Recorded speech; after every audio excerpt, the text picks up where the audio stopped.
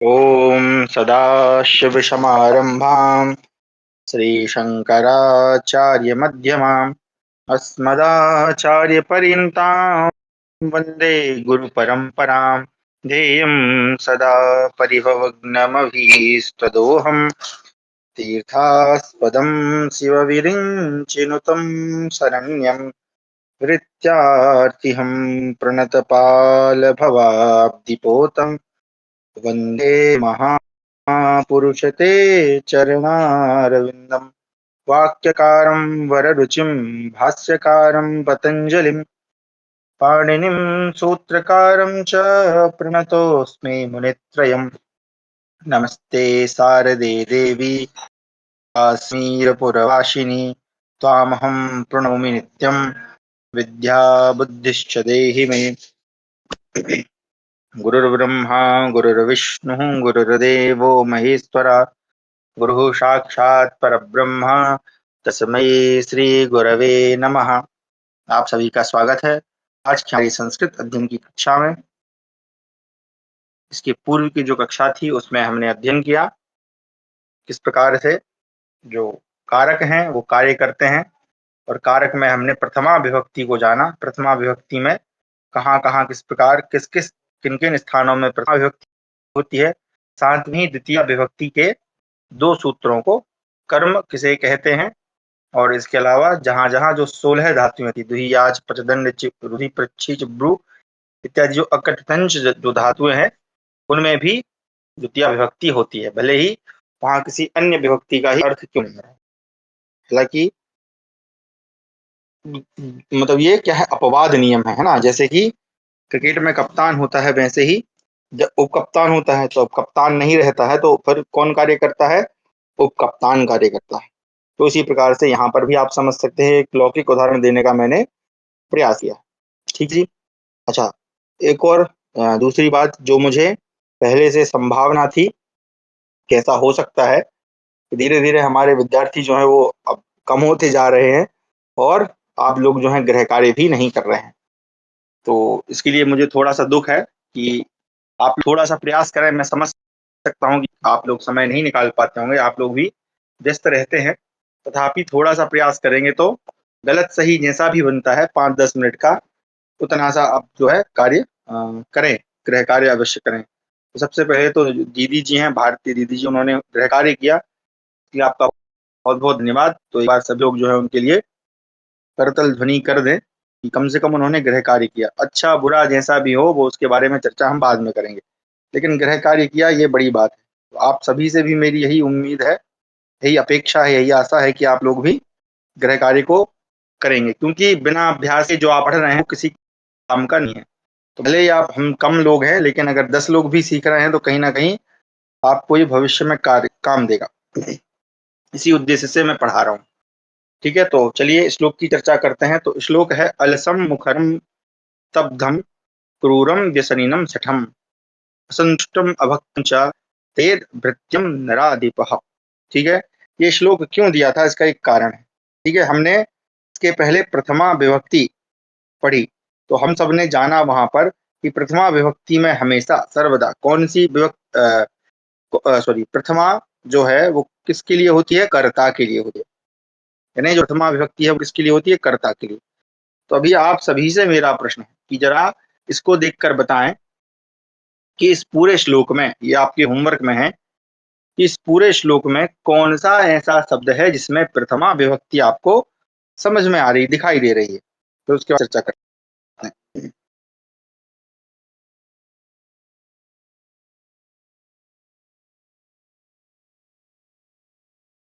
जी बता सकते हैं क्या? अगर आप ध्यान से देखें तो आपको मिल जाएगा। मैं तक स्क्रीन शेयर करता हूँ, ये है ना। जी जी, बोला। मुखरम, मुखरम में प्रथमा नहीं है। और ध्यान से देखें, मैं प्रथमा विभक्ति पूछ रहा हूँ, आप लोगों ने शब्द रूप याद किए हैं। ठीक है, तो अब जो याद कर लिया है उसको बोलने का कोई अर्थ नहीं बनता है दोबारा से। तो आपको पता होना चाहिए कि क्या होगा। अब एक बार आप जरा याद करें, प्रथमा विभक्ति कहाँ होती है, राम। ठीक है, उसी तरह से रमा, फलम, कर्ता, हरि, गुरु, इन सब में प्रथमा है, तो यहाँ कौन सा? हाँ जी, बहुत बढ़िया दीदी जी। नराधिपः प्रथमा कर्ता। तो हम मोस्टली क्या करते हैं, सामान्य हम कोई वाक्य बनाते हैं तो क्या करते हैं, एक नियम रहता है, कर्ता, कर्म और अंत में हम रखते हैं क्रियापद को। यहाँ हम जब कर्म लिखते हैं संस्कृत में, तो संस्कृत में कर्म कहने का आशा है कि बाकी जितने भी कारक हैं, करण, संप्रदान, अपादान इत्यादि, ये सभी जो हैं वो मध्य में ही सम्मिलित हो जाते हैं। यानी एक सामान्य जो वाक्य होता है उसकी रचना का ये होता है कि भाई कर्ता आप पहले रख लीजिए, क्रिया आप बाद में रख लीजिए, और बीच में जो कुछ है कर्म, करण, संप्रदान इत्यादि उनको यथास्थान जैसा आपको बनता है वैसा रख लीजिए। एक सामान्य संरचना है। लेकिन संस्कृत में हमको एक फायदा भी है कि इसमें आप आगे पीछे कहीं भी रखें अर्थ परिवर्तित नहीं होता। तो इस पूरे श्लोक में जो कर्ता है वो कौन है? नराधिपः। नराधिपः, संधि विच्छेद करके दिखाएं जरा, आपने संधियां पढ़ी हैं, आप समझ लें कि आपका मैं टेस्ट ले रहा हूं, ठीक है। नराधिपः, संधि आपने पढ़ी है, जरा संधि विच्छेद करें। क्या है, क्योंकि अब मैं आप लोगों से जो जो पढ़ाया गया है वो सब प्रश्न करूंगा, तभी आगे बढ़ूंगा। नराधिपः,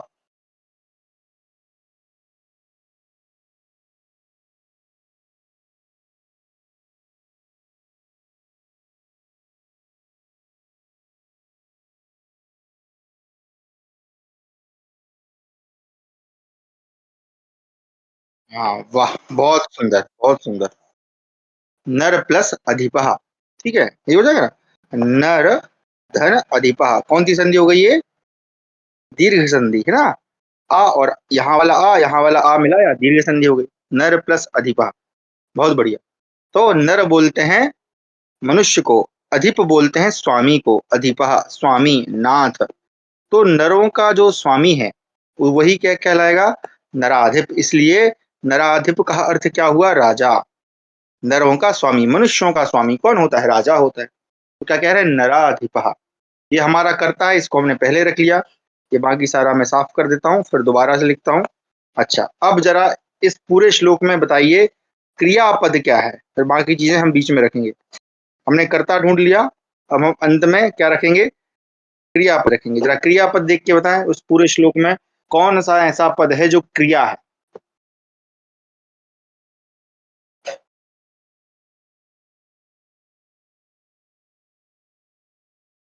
श्लोक पढ़ देते हैं। अलशम मुखरम स्तब्धम क्रूरम व्यसनिनम सठम असंतुष्टम अभक्तम च त्यजेत भृत्यम नराधिपः। देखिए संस्कृत में श्लोक जो है ना बहुत सारे हैं, क्योंकि यहाँ अपनी आइडेंटिटी रिवील नहीं कर सकते, अन्यथा फेसबुक पर मेरा एक ग्रुप है, ठीक है। वो ग्रुप मेरे ही द्वारा बनाया गया है, लगभग 5 या 6 वर्ष से अधिक समय हो गया है। वो मेरा उद्देश्य ही था कि मैं संस्कृत के जितने भी सुभाषित हैं उनका संग्रह करूं। तो उसमें लगभग 5,000 या उससे भी अधिक श्लोक होंगे वहाँ संस्कृत सुभाषितों के। हाँ जी, बहुत बढ़िया दीदी जी। त्यजेत क्या है? क्रियापद क्या है? त्य सॉरी, क्षमा करें, त्यजेत है ना। त्यजेत लिखा है वहां पे संधि के कारण ताका द हो जाता है, इसलिए त्यजेत। अब ठीक है, अब दूसरा प्रश्न। अब हमने क्रियापद पहचान लिया त्यजेत है, तो त्यजेत कहाँ बनेगा? कौन से लकार में बनेगा? कौन से वचन में बनेगा? कौन से पुरुष में बनेगा? ये भी हमारे मस्तिष्क में आना चाहिए और इस तेज तीव्र गति से आना चाहिए। तो अगर आप त्यजेत पढ़ रहे हैं तो त्यजेत के जैसा है पठेत, है ना। पठेत, पठेताम, पठेयुः। त्यजेत, त्यजेताम, त्यजेयुः। क्या हो गया? पठेत कहाँ बनता है? विधिलिंग लकार। विधिलिंग लकार में प्रथम पुरुष में एक वचन में, कर्ता प्रथम पुरुष है, क्रिया भी प्रथम पुरुष हो गई। तो क्या अर्थ हुआ इसका? नराधिपः त्यजेत, राजा छोड़ना चाहिए। अब यहाँ पे देखिए, मैंने इसलिए बोला था कि हिंदी में जब हम कारक चिन्हों का उपयोग करते हैं तो थोड़ा अलग प्रकार से कार्य होता है, लेकिन संस्कृत में जब करते हैं तो अलग प्रकार से। अब भले ही यहाँ पर बाउंड नहीं आ रहा है किसका, हमको पता है कर्ता का कारक चिन्ह क्या है? ने, और ने का प्रयोग होता है भूतकाल में। लेकिन अगर हम शुद्ध वाक्य, अगर जैसे मैं साक्षात वाक्य बोलता हूँ, मतलब सीधा सीधा बोलता हूँ, तो क्या होगा? राजा त्यजेत, राजा छोड़ना चाहिए, तो अर्थ सही नहीं होगा। लेकिन इसको अगर मैं कहूं राजा को छोड़ना चाहिए, राजा को छोड़ना चाहिए, तो अर्थ हो गया। भले ही देखो यहाँ पर कोई मतलब कर्म नहीं है, तो भी हम यहाँ हिंदी में को लगाकर बोलेंगे ताकि वाक्य हम जो है हिंदी में समझ पाए। ठीक है, तो आप ये मत कर दीजिएगा कि गुरुजी आपने तो को पढ़ाया था, तो वो को जो है ना वो हमारे समझने के लिए, सरलता से समझने के लिए, वो कारक चिन्ह जो है वो संस्कृत में नहीं है, वो पढ़ाने के लिए है ना। नहीं तो आप कहें कि संस्कृत का कोई नियम है, वो तो सरलता के लिए है। ठीक है, तो इसका सही अर्थ क्या हो गया, नराधिपः त्यजेत, राजा को छोड़ना चाहिए। ठीक है, चलिए अब ये मैं आपको इतना डिटेल में क्यों पढ़ा रहा हूँ, उसका कारण है क्योंकि यही सब हमने कल पढ़ा था, है ना। यही सब हमने कर्ता पढ़ा था। तो कर्ता में जरूरी तो नहीं है कि हमेशा ने ही आए, बल्कि को भी आ सकता है यथा योग्य। चलिए आगे अब देखते हैं बाकी जो बचे हैं जितने जितने शब्द हैं क्या क्या है। अलशम, आलसी को, मैं सीधा सीधा बता देता हूँ। अलशम, आलसी को, अलस बोलते हैं, आलस इसी से बनता है, अलशम, है ना। अलशम द्विवचन, द्वितीय विभक्ति एक वचन, आलसी को। मुखरम, मुखर बोलते हैं अधिक बोलने वाले को, जो मुखर है बोलने में। तो दीदी जी ने अर्थ भी लिखे हैं सारे के, बहुत बढ़िया। क्रू, स्तब्धम, स्तब्धम स्थिर रहने वाला, रुक जाने वाला। स्तब्ध है, कोई उसको काम बोला, स्तब्ध हो गया, तो रुक गया, समझ ही नहीं आ रहा है क्या करना है। ठीक है, स्तंभित, शून्य कह सकते हैं, बहुत बढ़िया, दीदी जी ने अर्थ भी लिखा है। क्रूरम, क्रूर को। ठीक है, क्रूर है जो, है ना, क्रूरता, क्रूअलिटी जिसको अंग्रेजी में कहते हैं, यानी कि उसको किसी को मारने में, पीटने में उसको दुख दर्द नहीं हो, निर्दयी कह सकते हैं उसको ना। व्यसनिनम, व्यसनिनम व्यसन करने वाला, जिसका मन व्यसन में लगता है। व्यसनिनम द्वितीय विभक्ति, ये सारे द्वितीय विभक्ति एक वचन, ये सारे कर्म हैं किसके, नराधिप के। व्यसनिनम। आगे सठम, सठ का मतलब होता है चालाक, धूर्त। देखिए मूर्ख और धूर्त में अंतर होता है। मूर्ख जो होता है उसको ज्ञान नहीं होता, लेकिन जो सठ होता है या धूर्त होता है वो ज्ञानी तो है परंतु अपने ज्ञान का दुरुपयोग कर रहा है। ठीक है, असंतुष्टम अभक्तम च, आगे क्या कह रहे हैं, असंतुष्टम, असंतुष्ट, सॉरी गलत लिख दिया मैंने, थोड़ा जल्दी जल्दी में लिखने के चक्कर में गलत हो जाता है। ठीक है, आराम से लिखता हूँ, असंतुष्टम, असंतुष्टम, और यहाँ पर अभक्तम, है ना, मा और आ को मिला के बन गया है वो, अभक्तम च। चा क्या है, चा क्या है, अव्यय है, चा और, तो ये एक जो चा है ये सभी के लिए काम आ जाएगा। आलसी और मुखर, स्तब्ध और क्रूर, व्यसनी, व्यसनी और सठ, असंतुष्ट जो कभी संतुष्ट नहीं होता है, और अभक्तम जो भक्त नहीं है। भक्त का मतलब सेवा करने वाला, भक्ति करने, जो हम कह रहे हैं उसको मान ले, अभक्त हो। त्यजेत भृत्यम, क्या कह रहे हैं, त्यजेत किसो, भृत्यम। तो ये जो भृत्यम शब्द है, भृत्य का मतलब होता है सेवक, भृत्यम सेवक को, भृत्या भृत्यो, भृत्या भृत्यम, जैसे रामम, इस तरह से भृत्य को। तो ये सभी जो हैं ये क्या है, इस भृत्य शब्द के, ये भृत्य क्या है, यहाँ पर संज्ञा है, और ये सभी जो हैं क्या है उसके विशेषण है। आलसी, मुखर, स्तब्ध, क्रूर, व्यसनिनम, सठम, असंतुष्टम, अभक्तम। तो जो भृत्यम में, यानी कि ये भृत्यम में क्या है, द्वितीय विभक्ति है, तो नराधिप का जो कर्म है वो क्या है, यहाँ पर भृत्य है, और भृत्य के जितने भी विशेषण हैं, इसलिए यहाँ इन सभी में भी क्या हुई है, द्वितीय हुई है। यानी कि जैसा विशेष्य होता है वैसे ही उसके विशेषण होते हैं। जो विशेष्य में विभक्ति वचन होता है वही उसके विशेषणों में भी होता है। तो भृत्यम त्यजेत क्या बना हमारा, नराधिपः अलसम, मुखरम, स्तब्धम, क्रूरम, व्यसनिनम, सठम, असंतुष्टम, अभक्तम च भृत्यम त्यजेत। राजा को आलसी, ज्यादा बोलने वाले, शून्य रहने वाले, स्तब्ध रहने वाले, क्रूर, व्यसनी, धूर्त, सठ जिसको कहते हैं, असंतुष्ट और अभक्त भृत्य को त्यजेत छोड़ देना चाहिए। इस प्रकार से इसका अर्थ। ठीक है जी, तो ये हमारा आज का श्लोक था, एक बार इसका वाचन कर लेते हैं। आप लोग जो है कम से कम 2 4 10 श्लोक जो है अपने में याद करके रखें। ये चाणक्य नीति का था संभवतः। ठीक है, हाँ चाणक्य नीति से लिया था। ठीक है, तो पढ़ते हैं, अलसम, मुखरम, स्तब्धम, क्रूरम, व्यसनिनम, सठम। देखिए शाह जो है तालव्य है ना, अलसम, मुखरम, स्तब्धम, क्रूरम, व्यसनिनम, सठम, असंतुष्टम, अभक्तम च, असंतुष्टम, अभक्तम च, त्यजेद्भृत्यं नराधिपः, त्यजेद्भृत्यं नराधिपः, नराधिप को, राजा को, ऐसे लोगों को छोड़ देना चाहिए। इस प्रकार से इसका अर्थ होता है। अब ठीक है, आज का जो श्लोक है वो अंत में देंगे आपको। ठीक है, चलिए तो हम आगे बढ़ते हैं। जो हम पढ़ रहे थे उस पे हम लोग द्वितीय विभक्ति को पढ़ रहे थे। द्वितीय विभक्ति के जो जो अपवाद नियम है उनको पढ़ रहे थे। ठीक है, अब देखिए अपवाद नियम बहुत सारे हैं। ठीक है, सारे बताने लग जाऊंगा तो हमारा समय ही चला जाएगा और आप लोग भी जो है क्या हो जाएंगे, कंफ्यूज हो जाएंगे। इसलिए जो जो अधिक प्रचलित हैं उनको मैं बताने का प्रयास करता हूँ। ठीक है, चलिए आप लोग नोट्स बनाना आरंभ करें, क्योंकि बिना नोट से काम नहीं होगा। तो द्वितीय विभक्ति कहाँ कहाँ होती है, तो एक सूत्र है, अभिता परितः समया निक्षाहा प्रतियोगेपि। ठीक है, क्या क्या बोल रहे हैं, अभितः, अभितः ये लिख लीजिए ताकि आपको याद रहे। परितः, अभितः परितः, समय, ये सभी अव्यय शब्द हैं ना, ये सभी क्या है, अव्यय हैं। निकसा, निकसा, फिर हा, हा, और अंत में लिखा है प्रति, यहां ही लिख देता हूं प्रति। ठीक है, छोटा सा छोटा कर लेते हैं, 90% कुछ इस प्रकार सब दिखेगा।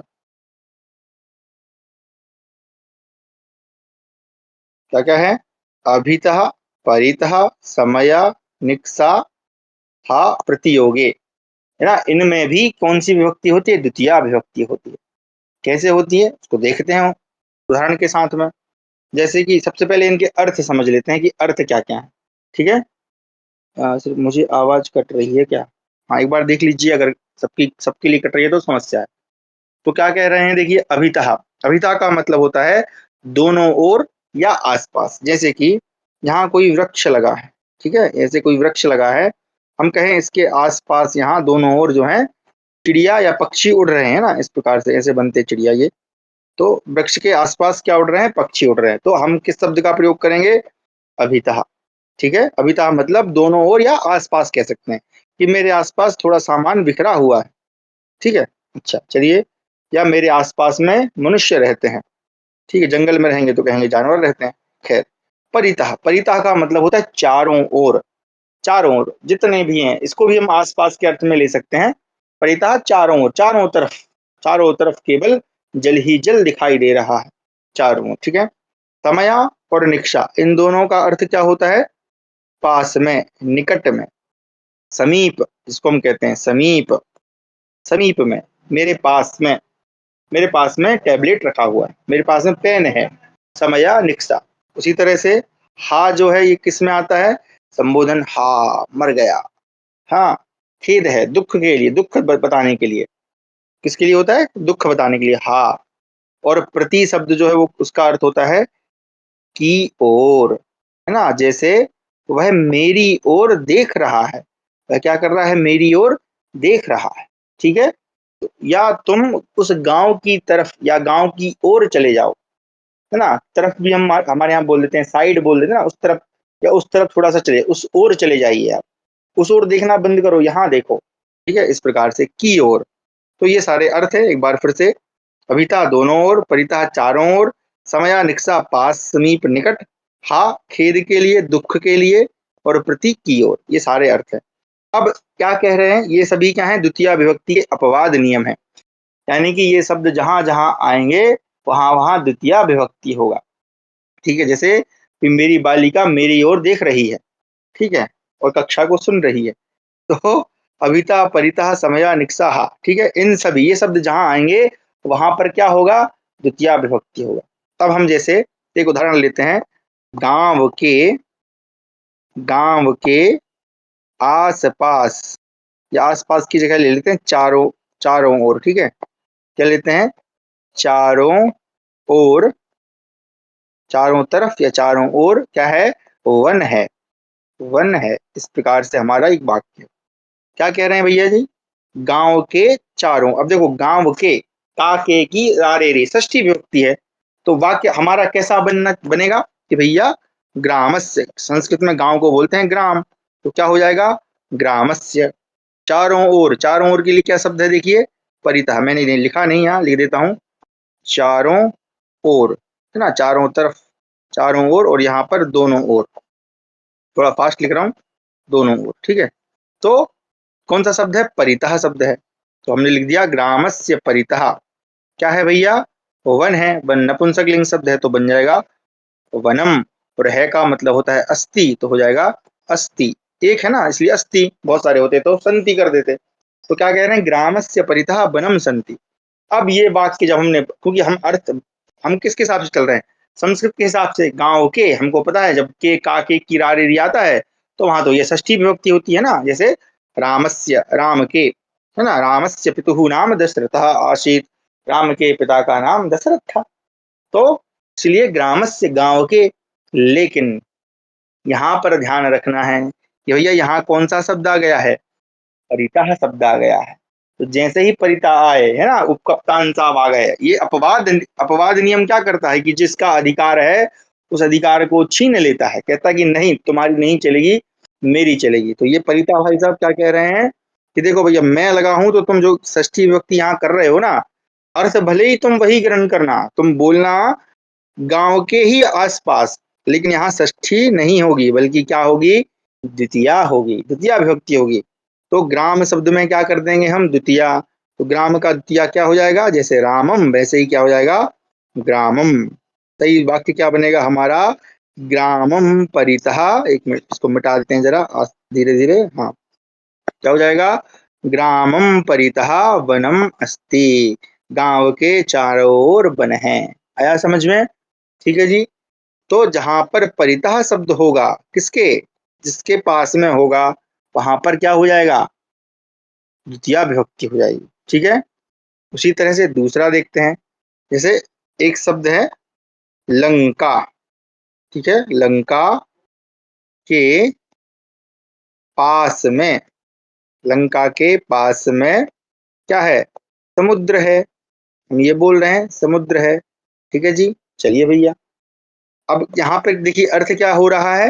अब देखो यहाँ पर जो बोलेंगे ना, इसका जो अर्थ करेंगे, इसको मिटा देते हैं, तो यहाँ पर सही इसको अच्छे से लिख देते हैं, ठीक है। तो सही शब्द वाक्य क्या बन जाएगा हमारा कि ग्रामम, ग्रामम परितः। क्यों यहाँ पर द्वितीया क्यों हो गई, क्योंकि परितः शब्द है।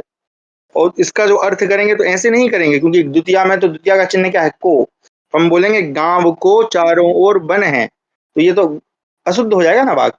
हम बोलेंगे इसको वही जो हम पहले बोल रहे थे कि गांव के आसपास, गांव के, है ना, गांव के, यही अर्थ करेंगे। लेकिन जैसे ही परिता आया तो यहाँ पर द्वितीया विभक्ति हो गई, अपवाद हो गया, षष्ठी का अपवाद यहाँ लग गया, ठीक है। तो क्या कहना है, लंका के पास में समुद्र, तो यहाँ भी देखें काके की आया है ना, लंका में काके की आया है, तो काके की में क्या होती है, षष्ठी विभक्ति। अब लंका जो शब्द है इसका षष्ठी क्या होगा, रमा शब्द का होता है रमायाह या लतायाह।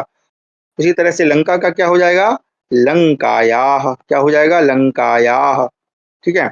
परंतु अब क्या है, पास में, तो पास के लिए कौन से शब्द है हमारे, समया अथवा निक्सा, दोनों प्रयोग कर सकते हैं, तो हम निक्सा कर लेते हैं। तो जैसे ही हमने लगाया निक्सा, और समुद्र को कहते हैं सागरः, समुद्रः जो आपको कहना है सागरः, जी, अच्छा, हाँ, देखिए, हाँ, तो लंका यह क्यों लिख रहे हैं हम, क्योंकि जैसे लता शब्द बनता है ना, लता, अब क्योंकि लंका के षष्ठी विभक्ति है ना यहाँ पे, तो लता शब्द का षष्ठी क्या हुआ, लतायाह। जैसे रमायाह, वैसे ही लंका का क्या हो जाएगा, लंकायाह। अब अभी देखो, अभी हम क्या कर रहे हैं, हम सीधा सीधा जो जैसा वाक्य है वैसा ही अर्थ कर रहे हैं। यही हम अभी तक जो है हम लोग जो है यही करते आए हैं ना, अभी तक हमने यही सारे अर्थ किए हैं। तो अब लेकिन हम यहाँ अपवाद नियम सीख रहे हैं कि अपवाद कहाँ कहाँ लगते हैं कारकों में। तो जैसे ही हमने लिखा लंका के, तो हमने क्या बना लिया, लंकाया। ये सही वाक्य नहीं है, इसको लिखिएगा मत, मैं समझाने के लिए लिख रहा हूँ, ठीक है। अब पास में के लिए क्या शब्द है, या तो समया यूज कर लीजिए या निक्सा, दोनों का अर्थ एक है, तो लिख दिया निक्सा। और समुद्र को कहते हैं सागरः, समुद्रः, जलाधिपः, और भी कई सारे पर्यायवाची हैं। और है को हम कहते हैं अस्ति, और अस्ति नहीं लिखना तो वर्तते, वर्त धातु है ना, वर्तते, वर्त का भी मतलब होता है होना, लेकिन वर्त धातु क्या है, आत्मनेपदी है, इसलिए उसका वर्तते, वर्तेते, वर्तन्ते ऐसे रूप बनेंगे, ठीक है। तो अस्थि हमने लिख लिया। अब क्या है कि हमारा जो वाक्य है ये अर्थ तो सही दे रहा है कि लंका के पास में सागर है, लेकिन ये वाक्य कैसा है, अशुद्ध है। क्यों अशुद्ध है, क्योंकि यहाँ देखिए कौन सा शब्द आ गया, निक्सा शब्द आ गए, निक्सा भाई।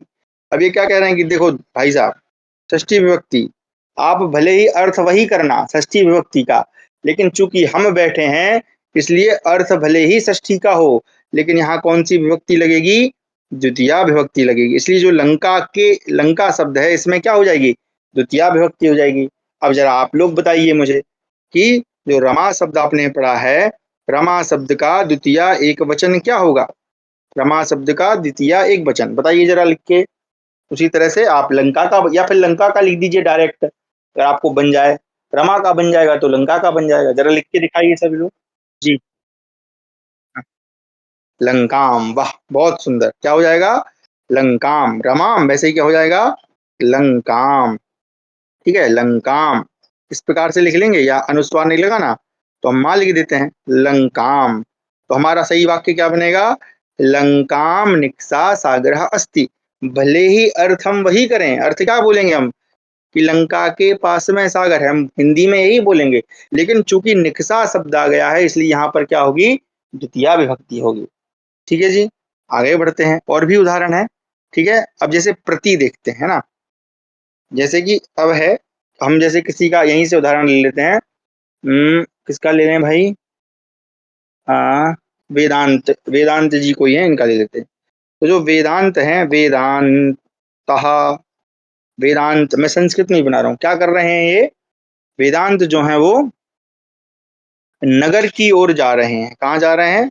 नगर की ओर, नगर की ओर जा रहे हैं। ठीक है, क्या कर रहे हैं? जा रहे हैं, जा रहे हैं या रहा है कर देते हैं ताकि आपको अच्छे से समझ में आए। मैं चूंकि सम्मान देना चाह रहा था इसलिए हिंदी में बहुवचन उपयोग कर रहा था, लेकिन समझने के लिए हम करते हैं जा रहा है।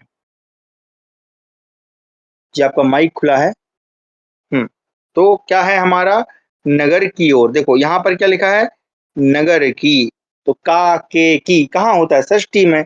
और नगर शब्द क्या है हमारा? नपुंसक लिंगवाची है। ठीक है, तो अब जरा आप लोग बताइए, जो फल शब्द है, फल शब्द का षष्ठी एक वचन क्या बनेगा? फल शब्द का षष्ठी वचन बताओ। आ अच्छा, आपने नगर के ही बता दिया, बहुत बढ़िया। नगरस्य, उसी तरह से फलस्य, फलस्य नगरस्य, बहुत सुंदर। तो हम यहाँ पर क्या बनना चाहिए हमारा? नगरस्य बनना चाहिए। क्या बनना चाहिए? सॉरी, मैं थोड़ा जल्दी लिख दिया। अरे ठीक है बेटा, क्लास कर रहे हैं, अभी शांत रहो। नगरस्य क्या हो जाएगा? प्रति, की ओर है ना, की ओर, तो क्या हो जाएगा? प्रति। और जा रहा है के लिए कौन सी धातु है? गम धातु। गम धातु में क्या होता है? गच्छति, है ना। गच्छति क्यों? क्योंकि वर्तमान काल है, गच्छति लट लकार, और कर्ता हमारा एक वचन है, प्रथम पुरुष है, इसलिए गच्छति हो गया। तो क्या हो जाएगा? वेदांतः नगरस्य प्रति गच्छति। तो ये तो हमारा ऐसे हम सामान्य जो साक्षात वाक्य बनाएंगे, मतलब जैसा लिखा है हम वैसे ही वाक्य बना रहे हैं, तो ये ऐसा बनना चाहिए, लेकिन नहीं। क्यों? ये वाक्य अशुद्ध है। क्यों अशुद्ध है? क्योंकि यहाँ पर देखिए क्या लिखा है? प्रतियोगे। जहां जहां ये शब्द, इन शब्दों का योग होगा, उन उन जगहों पे, भले ही वहां पर षष्ठी का अर्थ हो या अन्य किसी विभक्ति का, देखिए ये जो अपवाद हैं ये किसी भी विभक्ति को नष्ट कर देते हैं, किसी भी अर्थ को नष्ट करके, मतलब अर्थ नहीं, क्षमा करें, उसके पावर को नष्ट करके। भाई षष्ठी लगना चाहिए था लेकिन उसके पावर को नष्ट कर दिया। अर्थ भले ही वही देंगे लेकिन काम अपना चलाएंगे, कहेंगे कि यहाँ षष्ठी मत करो, क्या करो? द्वितीया विभक्ति करो। तो अब आप बता दो, द्वितीया विभक्ति एक वचन क्या होगा? नगर शब्द का द्वितीया विभक्ति एक वचन बताइए। हम्म,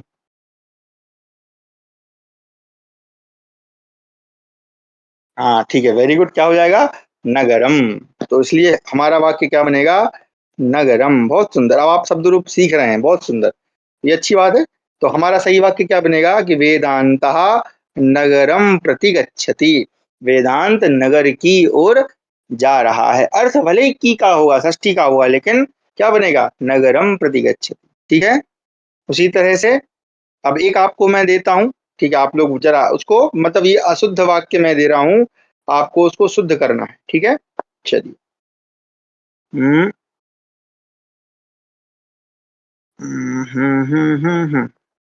चलो।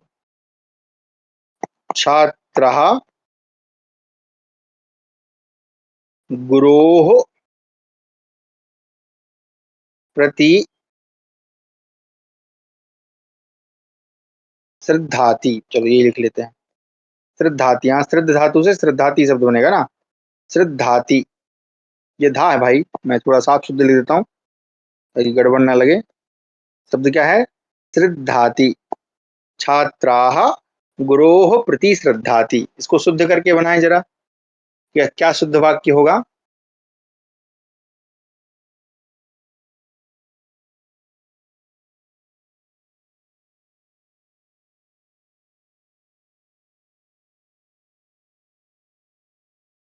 छात्राः गुरुं प्रति श्रद्धाति। हाँ, छात्र है एक वचन है इसलिए ठीक है, बहुत सुंदर।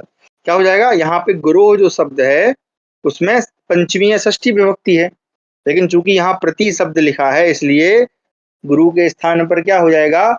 गुरुम हो जाएगा। गुरु शब्द हमने पढ़ा है ना, गुरु गुरु गुरु गुरवः, गुरुम क्या हो जाएगा?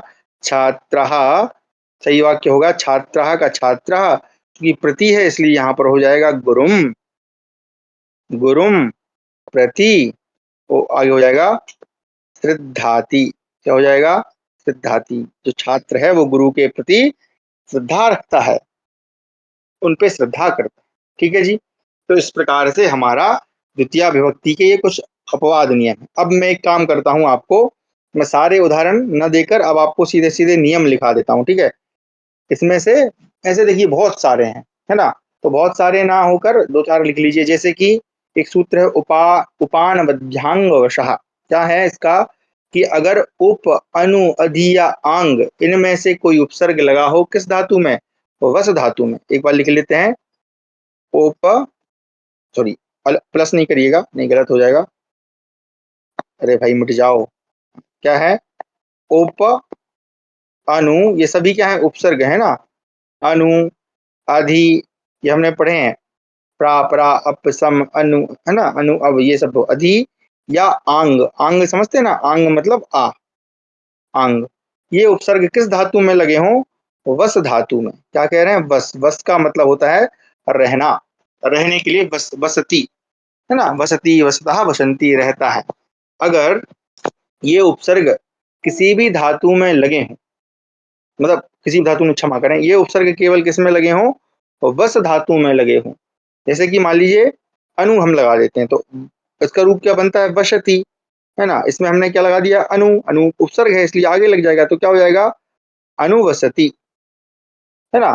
तो जब ये इस प्रकार का शब्द होगा, या उपवसति या अधिवसति या अवसति, तो जब इस प्रकार का प्रयोग होगा तो वहां पर भी क्या हो जाएगी?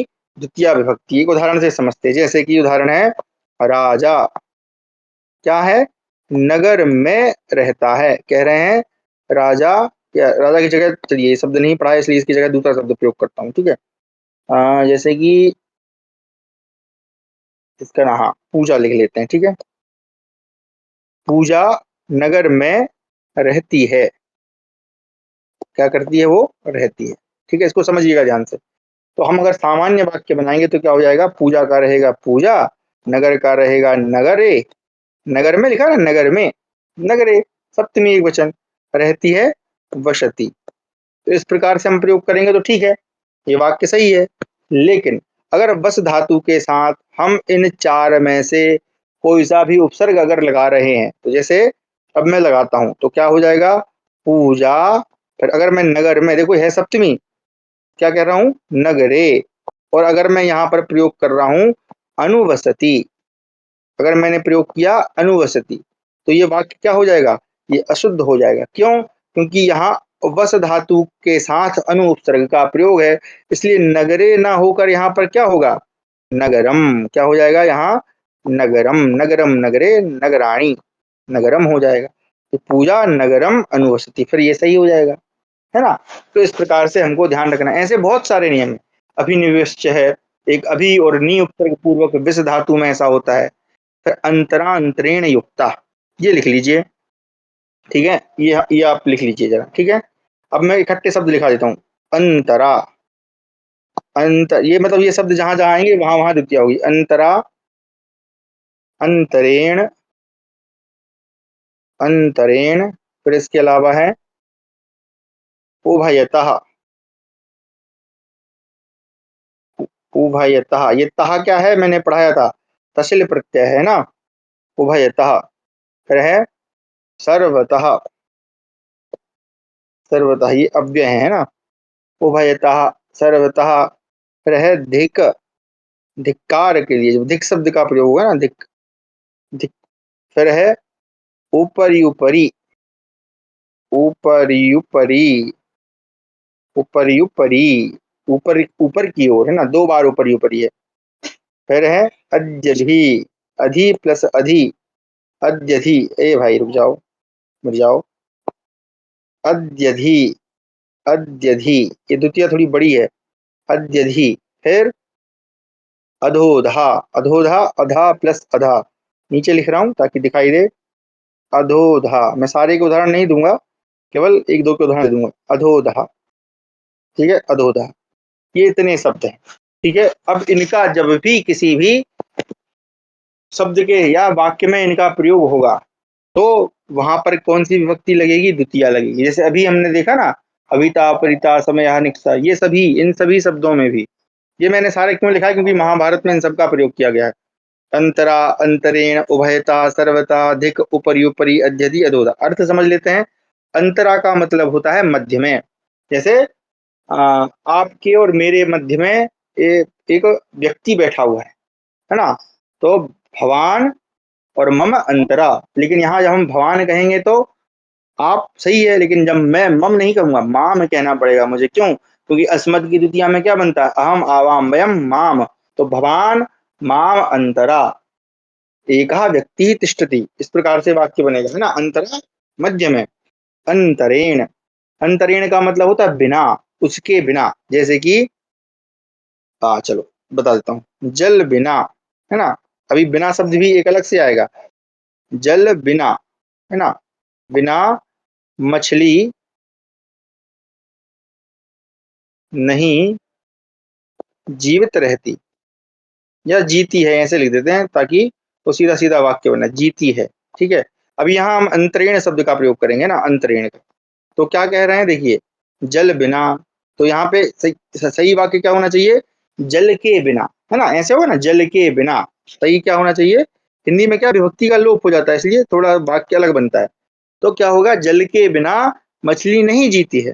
ठीक है, तो यहाँ तो होना चाहिए षष्ठी क्योंकि के लगा है, लेकिन नहीं। जैसे हमने बिना शब्दों का उपयोग किया किस में, जब हमने अंतरेण का उपयोग करेंगे तो क्या हो जाएगा, द्वितीय हो जाएगी। क्या हो जाएगा, जलम अंतरेण, क्या हो जाएगा, जलम अंतरेण। जलम, अब इसको मिला के लिख देंगे तो माँ इसमें मिल जाएगा, वैसे भी लिख सकते हैं, जलम अंतरेण मछली, मत्स्य, मत्स्य, नहीं के लिए दो अव्यय हैं, या तो ना उपयोग कर लीजिए या माँ उपयोग कर लीजिए। मत्स्य माँ, जी, जीने के लिए जीव धातु से बनता है जीवती। तो जलम अंतरेण, अब यहाँ जलम क्यों किया, अर्थ तो भले ही के था, लेकिन जलम क्यों किया, क्योंकि अंतरेण शब्द आया है। तो जलम अंतरेण, जल के बिना मत्स्य माँ जीवती, या ना भी कर सकते हैं ना, दोनों अव्यय हैं। जल के बिना मछली नहीं जीती। इस प्रकार से आप बहुत सारे वाक्य बना सकते हैं। ठीक है, उसी तरह से उभयतः, उभयता का मतलब होता है दोनों, उभय का मतलब दोनों, से तः मतलब से, दोनों ओर से, या दोनों ओर। फिर उसका सर्वतः, सब ओर, चारों ओर। फिर धिक, धिक का मतलब होता है धिक्कार के लिए, कि तुमको धिक्कार है। ठीक है, ऊपरी ऊपरी यानी ऊपर के ऊपर, इसके भी ऊपर। अत्यधि, नीचे के नीचे, है ना। और अधोधा, और भी नीचे। ठीक है, मतलब अधा मतलब नीचे, और अधोधा मतलब नीचे से भी नीचे। तो तुम बिल्कुल नीचे से नीचे गिरते जा रहे हो और तुम ऊपर की ओर बढ़ते जा रहे हो, इस प्रकार से। तो ये सारे शब्दों में भी द्वितीय विभक्ति होती है। ठीक है, फिर आ, इसको कैसे समझाऊं, चलो इसको छोड़ देते हैं। ठीक है, ये कथन खतरनाक है, इसको बाद में कहीं समय मिलेगा तो पढ़ाएंगे। ठीक है, चलिए अगली जो विभक्ति है वो हमारी है तृतीया विभक्ति। ये सभी के अपवाद पढ़ना है भाई, कारक पढ़ा रहे हैं, इनको अच्छे से पढ़िएगा, क्योंकि यही हम मार खा जाते हैं अर्थ करने में। तृतीया विभक्ति हमारा जो अगला चैप्टर है वो है तृतीया विभक्ति। ठीक है, खोल लेते हैं जूम को, 100 करके आगे बढ़ा देते हैं। ठीक है, वापस 80 कर लेते हैं। चलो भाई साहब छोटे हो जाओ। चलो, तो तृतीया विभक्ति, इसका कारक क्या है, करण, तृतीया करण। इसके चिन्ह क्या है, सॉरी, से अथवा के द्वारा, ना राम से या अथवा राम के द्वारा। ठीक है, अब इसके क्या क्या है, तो इसकी जो परिभाषा है, ये तो अरे उल्टा सीधा कहे लिख जाता है भाई, करण, इस प्रकार से। ठीक है, करण से के द्वारा, तो इसका जो सूत्र है वो क्या है, साधक तमम करणम। साधक तमम करणम क्या है, क्रिया की सिद्धि में जो सबसे अधिक उपकारक होता है उसे करण कहते हैं। यानी कि कोई एक क्रिया हो रही है, जैसे कि हम लिखते हैं कि शिक्षक, समझने अभी चाहे तो लिख लीजिएगा, नहीं तो मैं सिर्फ समझाने के लिए बता रहा हूँ कि शिक्षक लिखति। ठीक है, कर्ता कौन है, शिक्षक है, क्रिया क्या है, लिखना।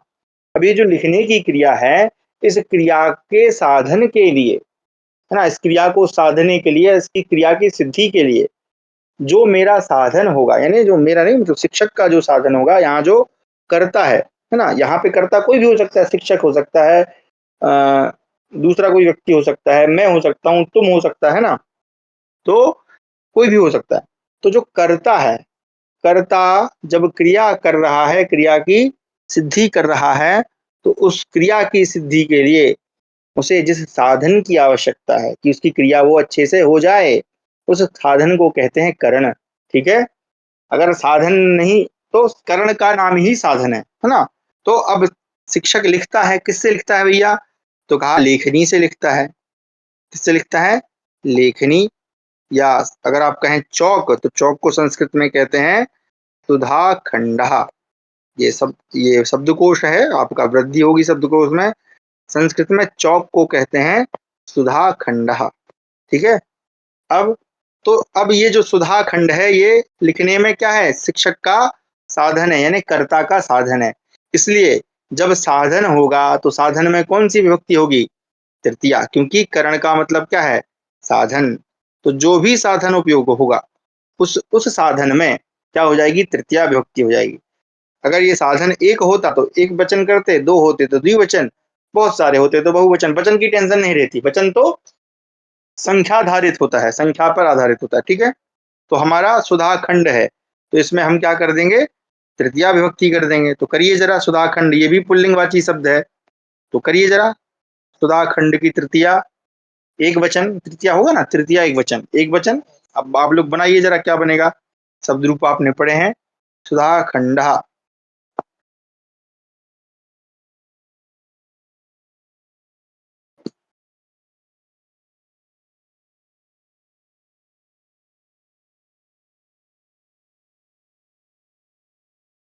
हाँ जी, कोई बोल नहीं रहा है या इंटरनेट चला गया मेरा, हाँ है अभी तो। हम्म, हाँ बहुत सुंदर, क्या हो जाएगा, सुधा खंडेन, अरे रामेण, रामेण सुधा खंडेन। देखिए शब्द रूप बनाना सीखिए। अब मैं बार बार प्रश्न करूंगा, मैं नहीं बताऊंगा, क्योंकि जो पढ़ा दिया उस पर मेहनत करने का कोई अर्थ नहीं होता। क्या हो जाएगा, जैसे रामेण वैसे ही क्या हो जाएगा, सुधा खंडेन। संभवतः आप इस शब्द से पहली बार परिचित हो रहे हैं, लेकिन फिर भी हम क्या करेंगे, एक शब्द से ही दूसरा शब्द बनाना सीखेंगे ना। आपको लाखों हजारों शब्द हैं भाई, सारे थोड़ी ना पढ़ाने बैठेंगे, तो आपको एक से ही अनेक शब्दों का निर्माण सीखना है। तो क्या हो जाएगा, शिक्षक सुधा खंडेन लिखती। शिक्षक, अब अर्थ भी कर लीजिए, से या के द्वारा का ही अर्थ निकलेगा कि शिक्षक सुधाखंड से लिखता है, शिक्षक सुधाखंड के द्वारा लिखता है, चौक के द्वारा लिखता है। उसी तरह से लेखनी। हाँ, अब जरा इसका तृतीया बना के बताएं, कौन जो बनाएगा वो आज का मैन ऑफ द मैच, लेखनी शब्द का।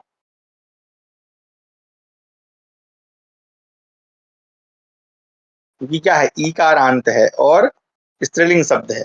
नदी शब्द आपने पढ़ा होगा, भेजा था मैंने, तो नदी शब्द का जो तृतीया होगा वही लेखनी का भी तृतीया होगा। जरा बना के बताएं, तृतीया एक वचन लेखनी।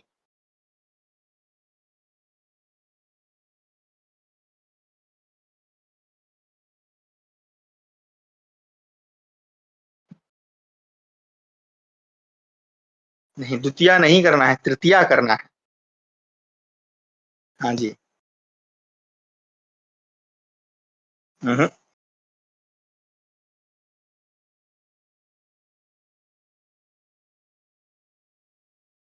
ठीक है चलिए, क्या हो जाएगा, लेखनीयाम, ना ना आप तो षष्ठी बहुवचन कर दिए। क्या होगा? नदी नद्यौ नद्याः, नदीम नद्यौ नद्याः, नद्या तृतीया में बनता है नद्या। उसी तरह से लेखनी लेखिन्यौ लेखिन्यः, लेखनीम लेखिन्यौ लेखिन्यः, लेखिन्या क्या बनेगा? लेखिन्या। इस प्रकार से बने लेखिन्या। नदी शब्द को याद कर लीजिएगा, क्योंकि इकारांत स्त्रीलिंग आपको बहुत सारे शब्द मिलेंगे, जैसे भारती, नारी, सावित्री, है ना। ये सब क्या है? स्त्रीलिंग इकारांत शब्द हैं। ये तो आते ही आते हैं, इकारांत और आकारांत, ठीक है। तो लेखिन्या शब्द बनेगा, तो शिक्षकः लेखिन्या लिखति, ठीक है। तो मतलब अकारांत तो हो गए, अब आगे थोड़ा बढ़ जाइएगा। तो ये हमारा क्या हो गया? करण हो गया, ठीक है। ये करण की परिभाषा है, करण इसको कहते हैं, ठीक है। और भी जैसे कि चलिए एक उदाहरण और देते हैं कि जैसे वह या वह क्या कर रहा, अरे भाई, वह दोनों हाथों से, अच्छा एक बार आप जरा इसको बना के बताइएगा, दोनों हाथों से, दोनों हाथों से मिठाई, मिठाई को संस्कृत में कहते हैं मिष्ठान्न। मैं संस्कृति लिख देता हूं, मिठाई बांट रहा है। बांटने के लिए कौन सी धातु है वो भी बता दूंगा, बांट रहा है, ठीक है। इसमें वी उपसर्ग पूर्वक रत धातु से बनता है वितरति, सॉरी रत नहीं, क्षमा करें, त्रि धातु से, है ना। शब्द बनेगा वितरति। अरे भाई मुड़ जाओ, हाँ क्या बनेगा? बांट रहा है का बनेगा वितरति, वितरति। अब आप लोग जरा वाक्य बनाइए कि वह, ए भाई रुक जाओ, क्या बनेगा? कि वह दोनों हाथों से मिष्ठान्न बांट रहा है। जरा वाक्य बना के दिखाएं फटाफट, बनाओ, बनाओ।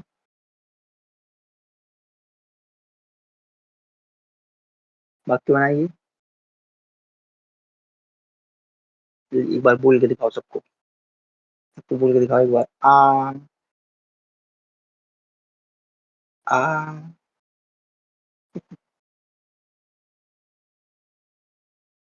संस्कृतं वदतु।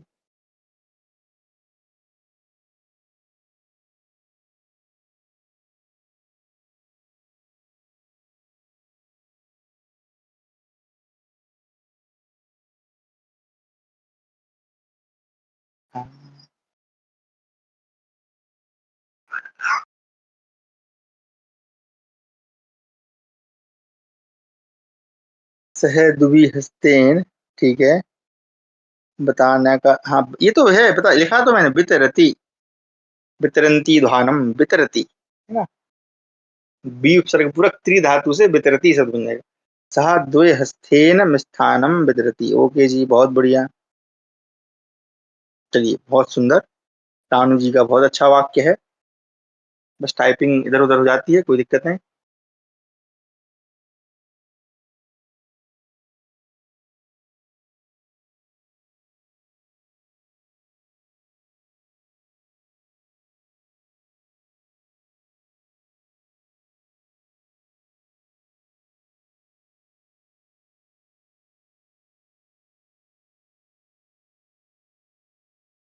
ते कराभ्याम मिष्ठानम वितरती, बहुत बढ़िया। लेकिन दीदी जी ते नहीं होगा, क्योंकि ते बहुवचन है ना, साहा तऊ ते, तो वह वितरंती हो जाएगा, यहाँ पर है वह है, ठीक है। बहुत अच्छा वाक्य आपका, कराभ्याम, आपने बिल्कुल सही शब्द उपयोग किया, ठीक है। चलिए बना, वह सहा, सहा तऊ ते पुल्लिंग है, रहा है इसलिए पुल्लिंग है। सहा हस्तेन नहीं है, दोनों हाथ है, दो हाथ में द्विवचन कर दीजिए, क्या हो जाएगा?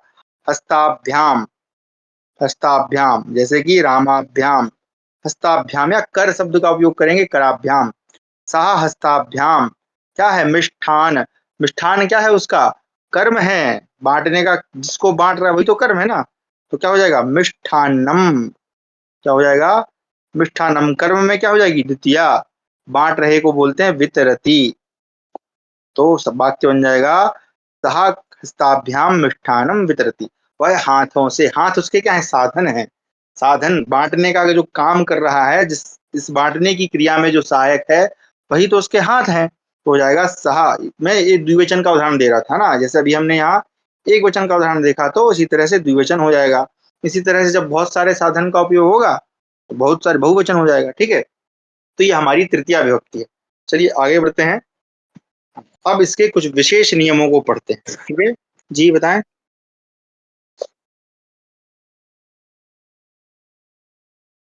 तो नहीं नहीं नहीं नहीं करता, है ना ना, नहीं कर्ता एक है ना, वह बांट रहा है। अब कर्ता एक वचन ही है, देखिए। हाथ उसके साधन दो हैं, साधन के हिसाब से थोड़ी ना कर्ता होता है। भाई एक व्यक्ति के दो हाथ हो सकते हैं कि नहीं, बताइए आप।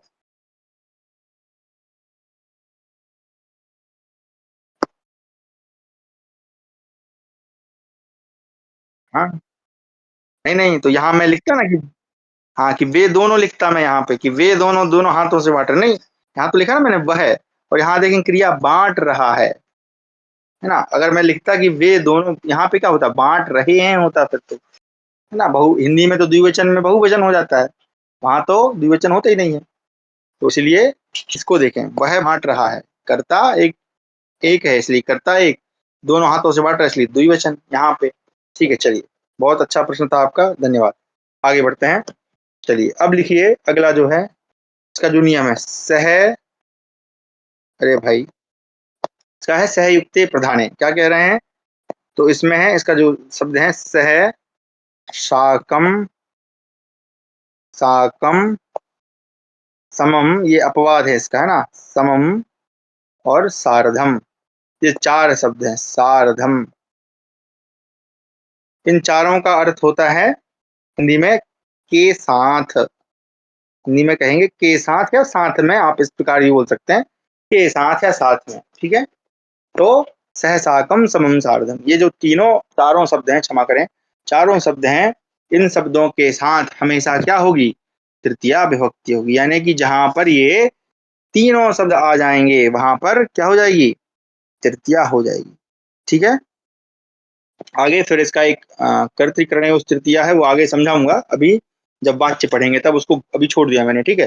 तो क्या है, सहयुक्ते प्रधाने, सह युक्त में, जहां पर कोई चीज युक्त हो रही हो, जुड़ रही हो, तो इन शब्दों के साथ जहां जहां ये शब्द होंगे वहां वहां तृतीया विभक्ति होगी। जैसे कि, जैसे हम लिखते हैं सीता किसके साथ जा रही हैं, राम के, अरे भाई, सीता, चलो यहाँ से आपका थोड़ा एक दूसरा परीक्षण भी हो जाएगा। राम के साथ, राम के साथ कहाँ गई, वन को गई, वन को गई, है ना। ये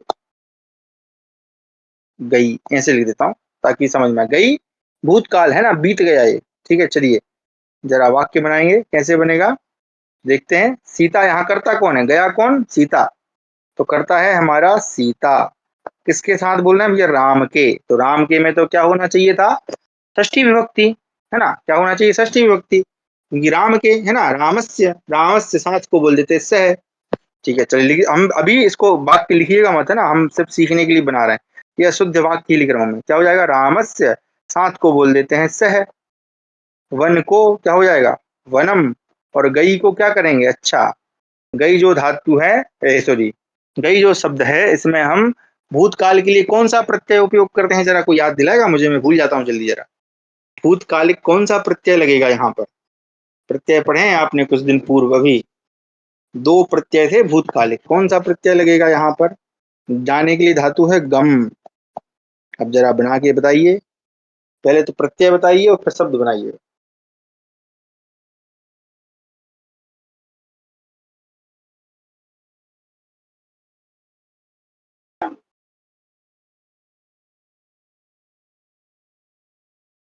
हाँ जी, आ तो प्रत्यय नहीं है, टाइप करने में समस्या हो सकती है, ये बोल के बता दीजिए अगर बोल सकते हैं तो।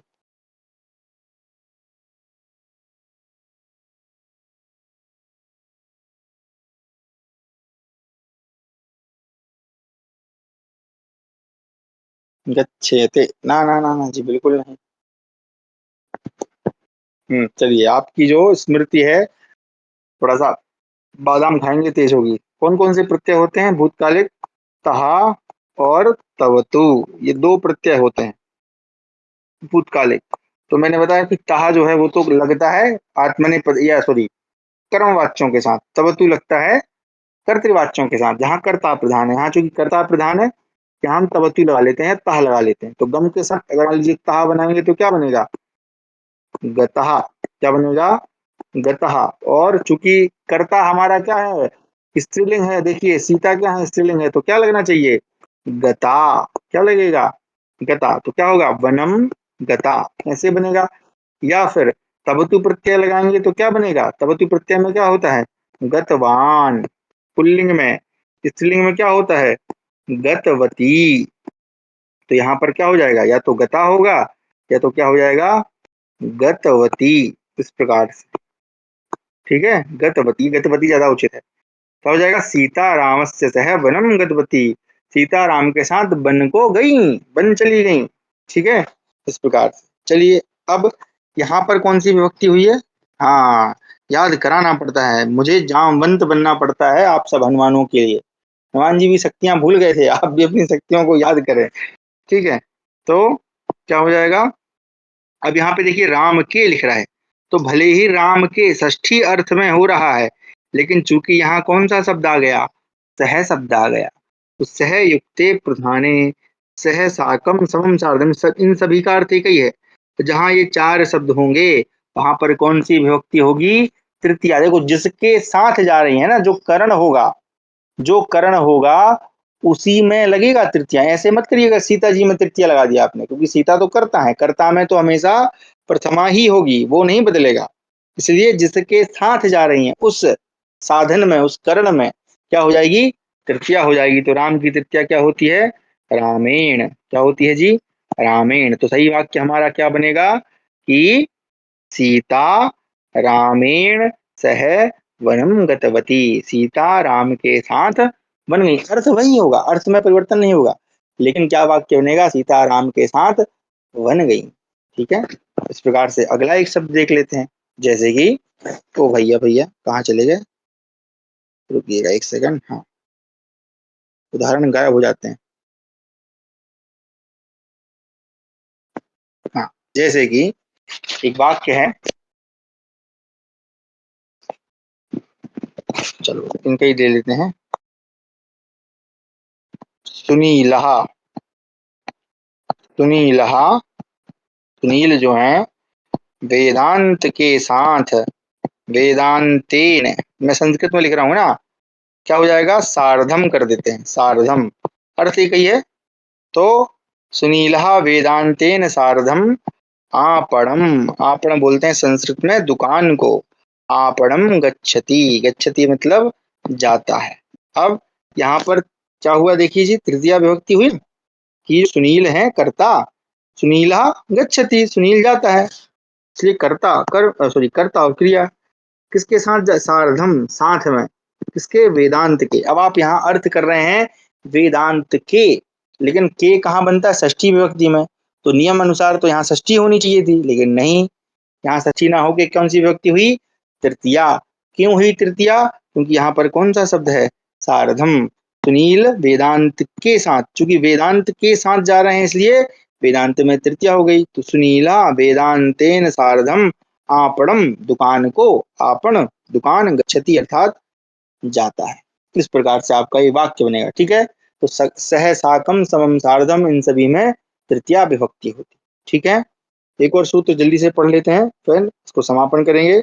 अगला है येनांग विकारः।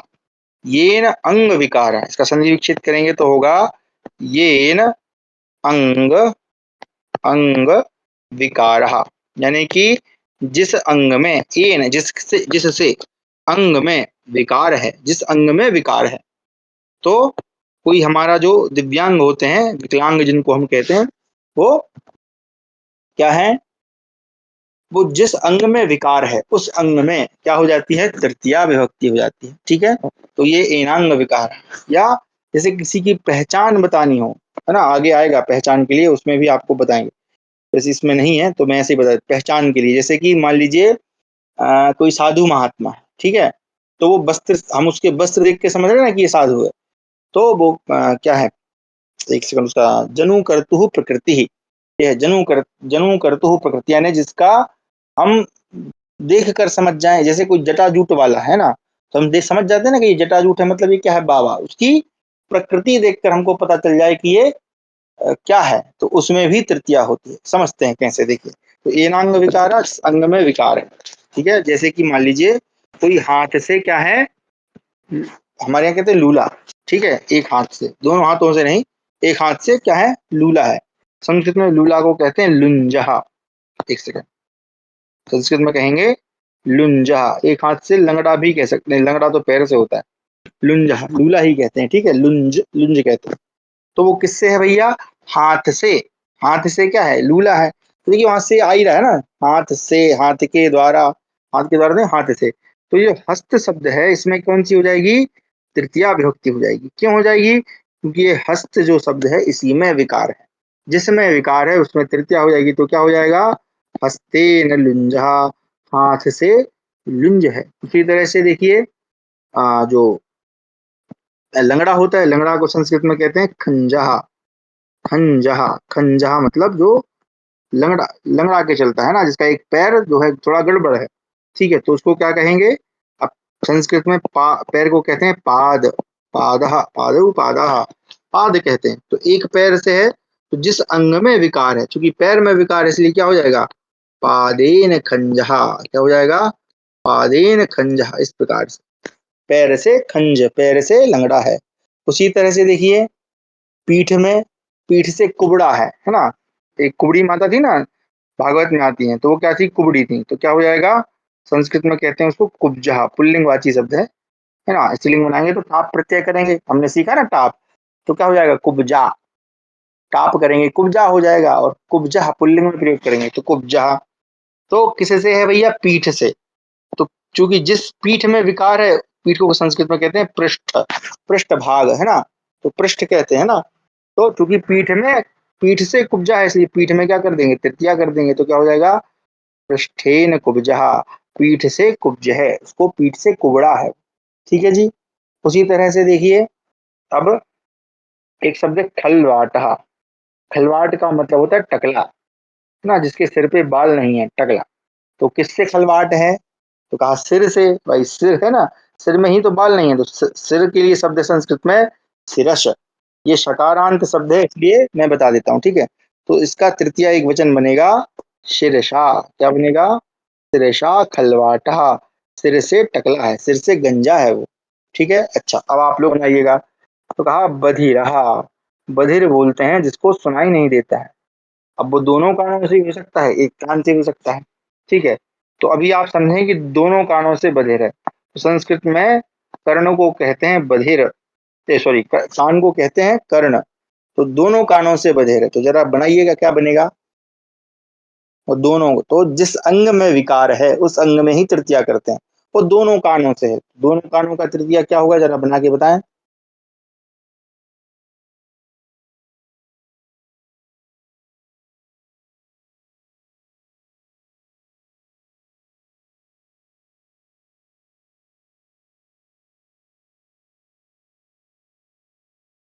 हाँ बहुत सुंदर, क्या हो जाएगा, हाँ दीदी जी ने लिख दिया, कर्णाभ्याम, रामाभ्याम कर्णाभ्याम, कर्णाभ्याम बधिरः, कर्ण से बधिर है। उसी तरह से जैसे देखिए कोई साधु है ना। साधु किससे है, वो वस्त्र पहने हुए है। तो वस्त्र देख के हमको पता चला कि भाई वस्त्र है, वस्त्र से साधु है, तो वस्त्र शब्द नपुंसकलिंग है। ऐसे बनेगा फलेन, यहाँ बन जाएगा वस्त्रेण। ना का ना क्यों हो गया, क्योंकि तामेड़ा है। वस्त्रेण साधु, वस्त्र से साधु है, उसकी जटा, उसकी प्रकृति देखकर हमने पता लगा लिया, है ना।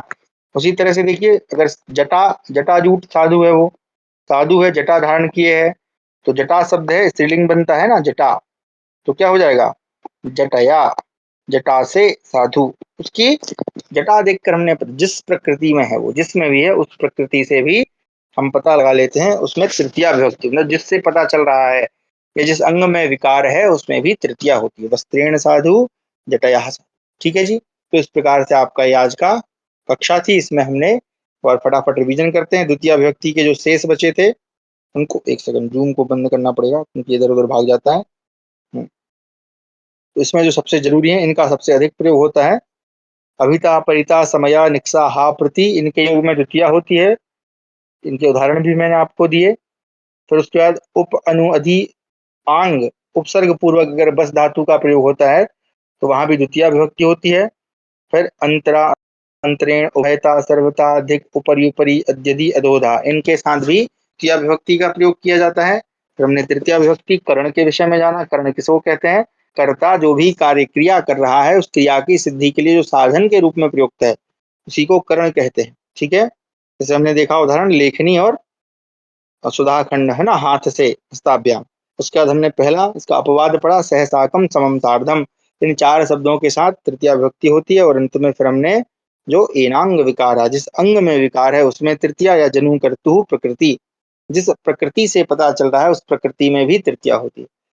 इस प्रकार का हमारा था। अब आपका कोई विशेष प्रश्न या कोई विचार है तो सादर आमंत्रित है, अन्यथा आपको मैं गृह कार्य में आज का श्लोक भेज रहा हूँ। ठीक है, अच्छा हाँ, अरे ये बहुत अच्छा, चलिए ठीक है, एक मजेदार श्लोक याद आ गया, वो आज ही मैं पढ़ रहा था, है ना। एक सेकंड रुकिएगा, मैं पहले भेजता हूँ फिर आपको बताता हूँ, क्योंकि आज के पाठ से संबंधित है।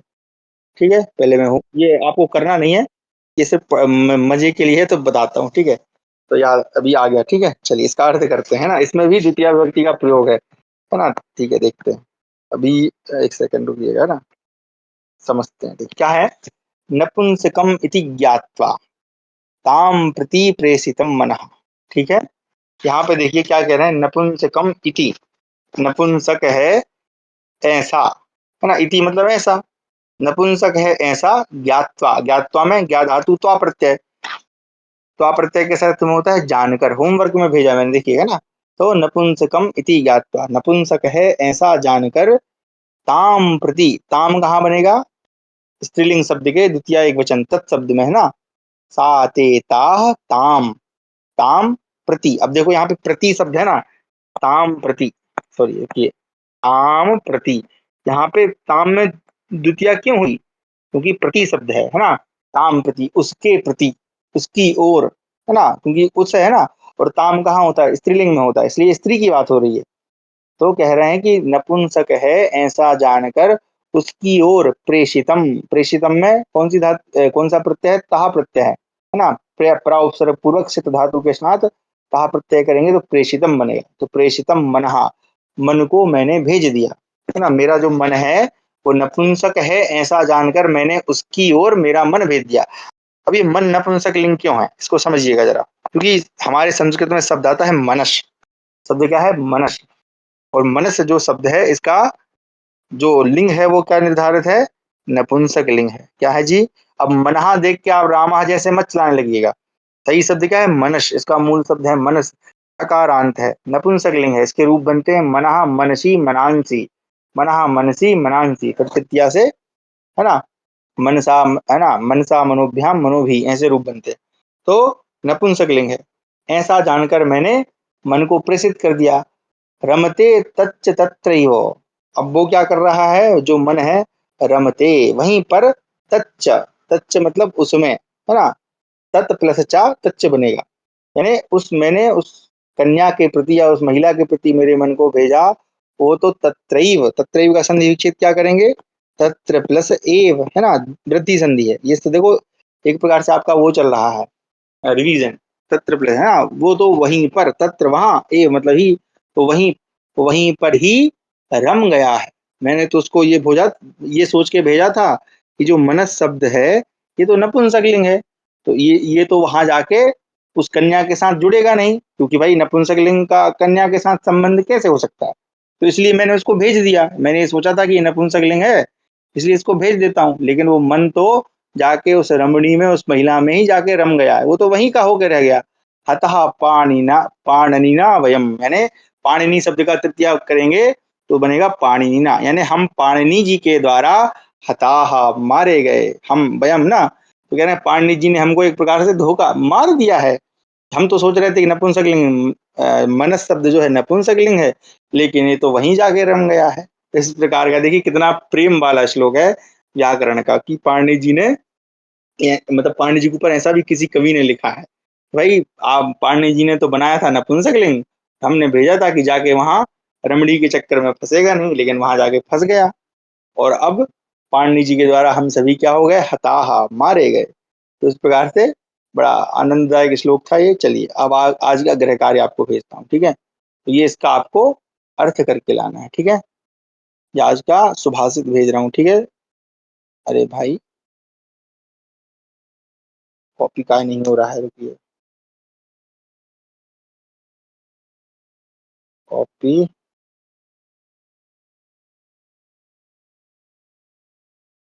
चलिए ये मैंने भेज दिया आप लोगों को। इसका आपको क्या करके लाना है, अर्थ करके लाना है सभी को। अच्छा ये मैंने यही भेज दिया क्या, तो क्षमा करें, इसको मैं कॉपी करके वहां भेज देता हूँ होमवर्क में। इसका आपको अर्थ करके लाना है सभी को, ठीक है। ये भी सुभाषित है। तो सभी का धन्यवाद। शांति पाठ के साथ कक्षा को समापन करते हैं। ओम सर्वे भवन्तु सुखिनः, सर्वे सन्तु निरामयाः, सर्वे भद्राणि पश्यन्तु, मा कश्चित् दुःखभाग् भवेत्। ओम शांति शांति शांति। सभी को नमस्कार, हर महादेव। कल पुनः इसी समय जुड़ेंगे। सभी को नमस्कार।